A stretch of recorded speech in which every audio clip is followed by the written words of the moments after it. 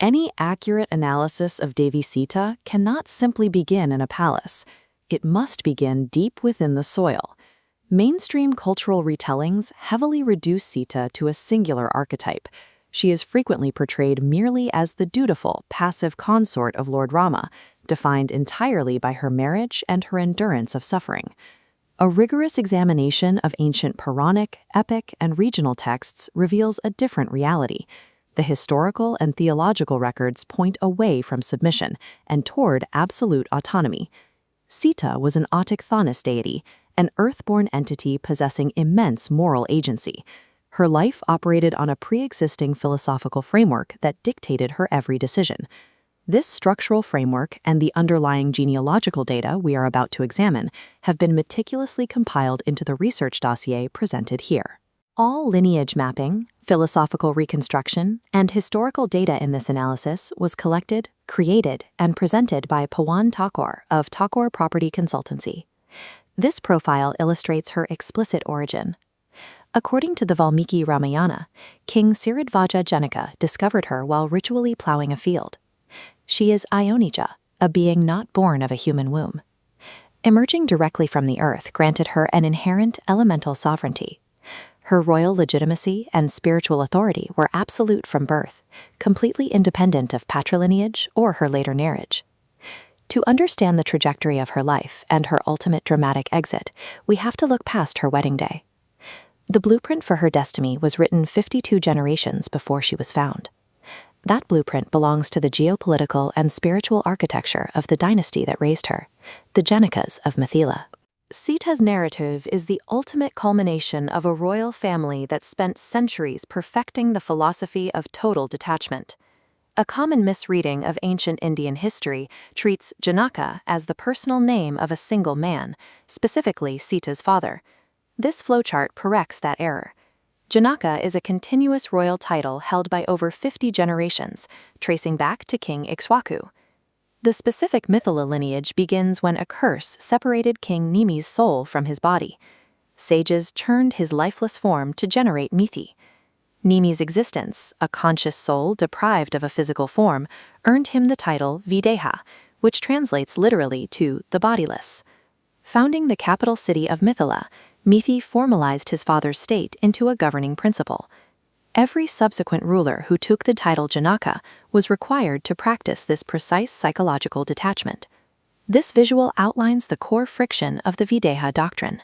It is the perpetual conflict between Aham, the ego, which identifies entirely with material property, and Atma, the soul, which seeks understanding through detachment. The Janakas ruled a massive, wealthy territory. They commanded armies, collected taxes, and administered justice.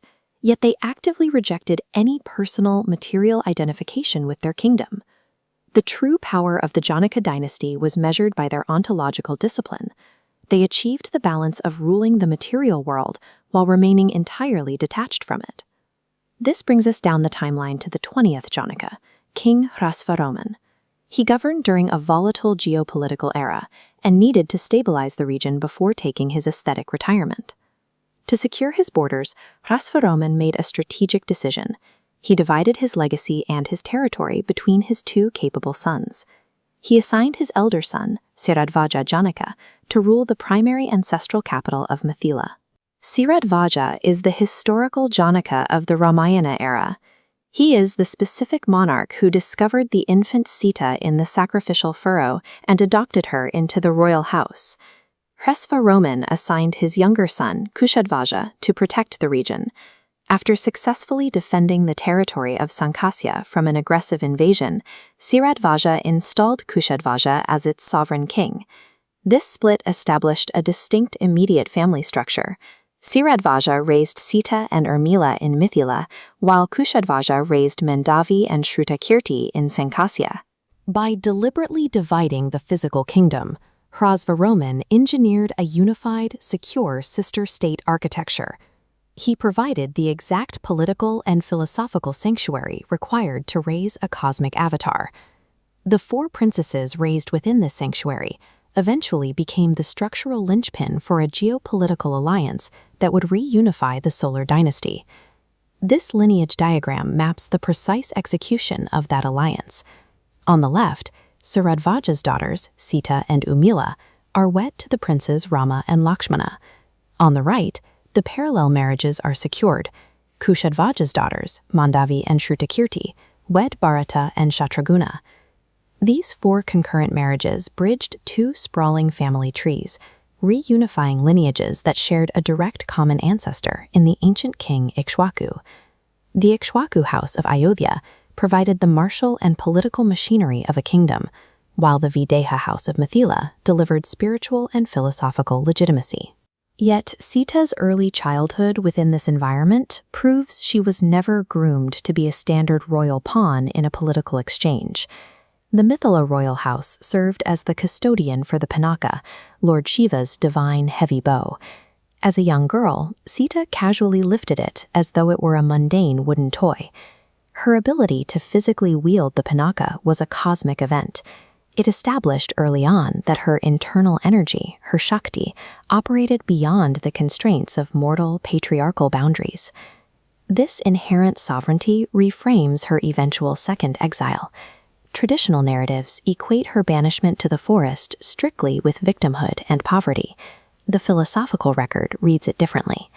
This diagram illustrates the dichotomy of her existence. On the left is the rigid, rule-bound culture of the palace. On the right is the untamed freedom of the natural world. In the forest, Sita embraced Prakriti, the concept of unbound nature.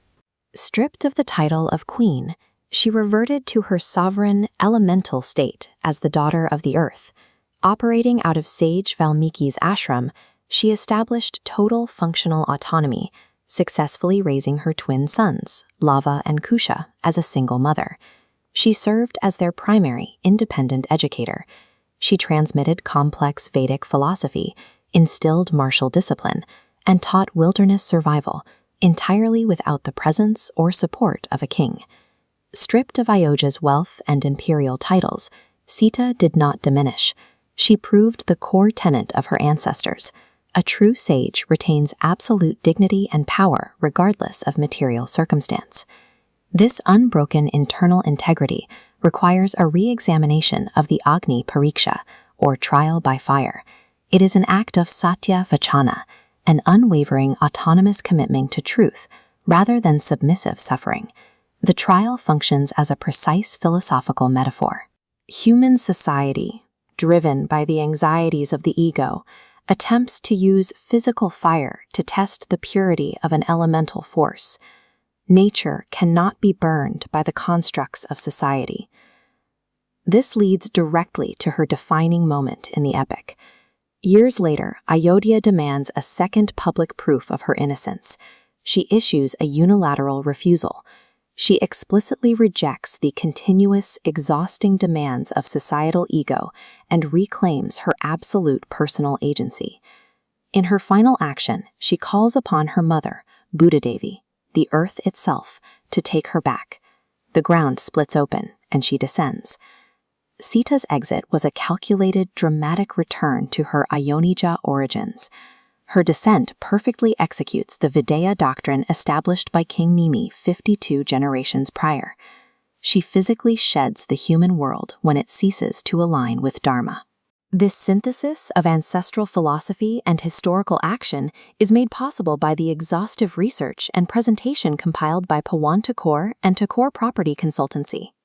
Devi Sita was the ultimate practitioner of her lineage's philosophy. Her life proves that true power is not found in the material titles we cling to, but in our capacity to entirely let them go.